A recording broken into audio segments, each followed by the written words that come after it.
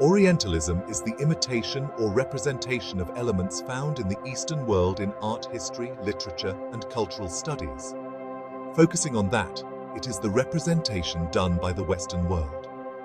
To understand the basic concept of Orientalism, first of all, it is necessary to find the root cause from which this concept has emerged.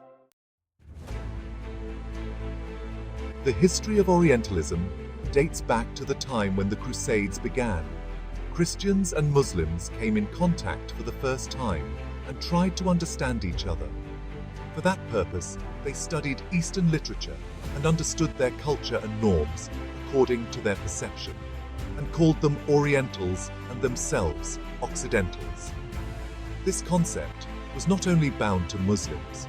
As the Western world came in contact with Japanese and Chinese culture, they started to label them as Orientals. The historical flashbacks show the powerful nations ruled over the weaker territories with the use of power.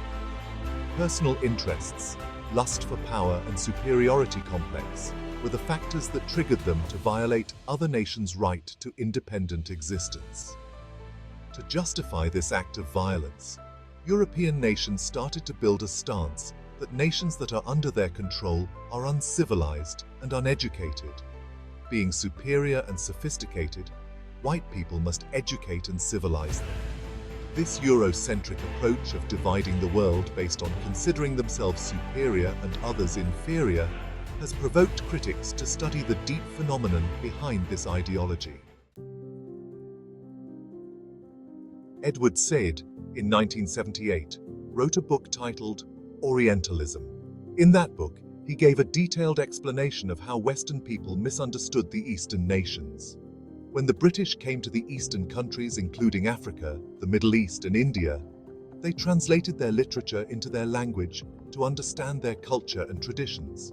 But interpreting the text without understanding the circumstances in which that was written made it difficult for the reader to interpret correctly. Similarly, the British misunderstood the Eastern people and generated discourse about them according to their understanding. But that discourse was false and only based upon assumptions. Those assumptions lead them to the superiority complex and call the Eastern Orientalists and themselves Occidentals. In renowned British universities, Orientalism is being studied as a subject to understand the Eastern world. After World War II, the duty of discourse building was taken over by the United States.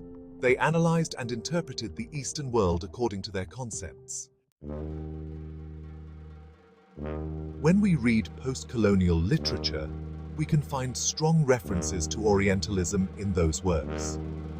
The imperialist agenda of epistemic violence and ruling over the weaker nations, and then considering them indigenous, is mainly highlighted in those works. African writers worked in this regard to show how the Western world assumes the Eastern and mentally rules over them by imposing their so-called ideology of Orientalism. The institutions that spread this ideology are so strong that even the Eastern world is understanding themselves by looking through the Orientalist lens. Whatever is written and taught by them is carved in Eastern nations' minds as the Western world has taken over the educational system.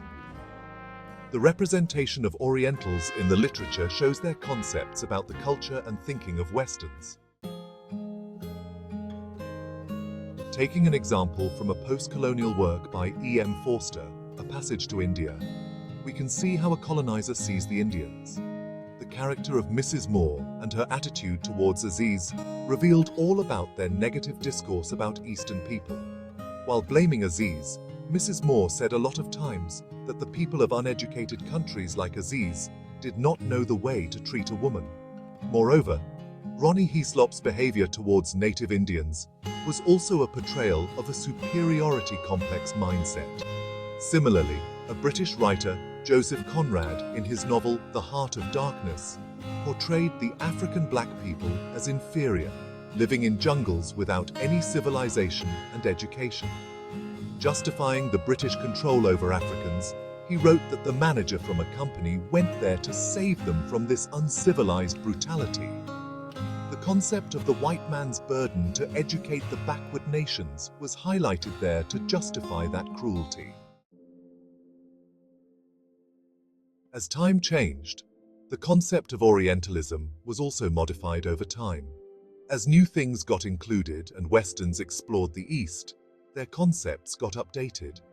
Later in 1978, Edward Said in his book Orientalism wrote that the Orientals never defended themselves against the Orientalist ideology imposed over them.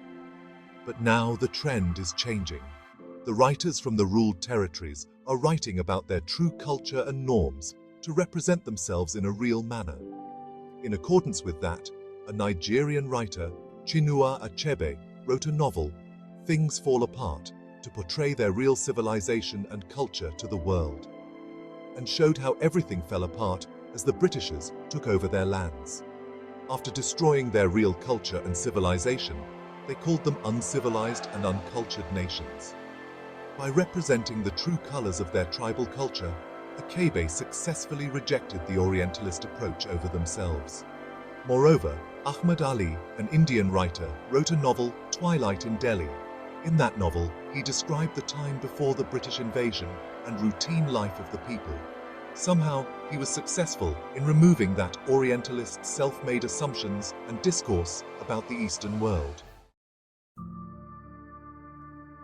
To conclude, Orientalism is the self-formed discourse made by the Western world just for the sake of labeling themselves superior, and to impose a false consciousness in the world that make it easy for them to rule over other nations.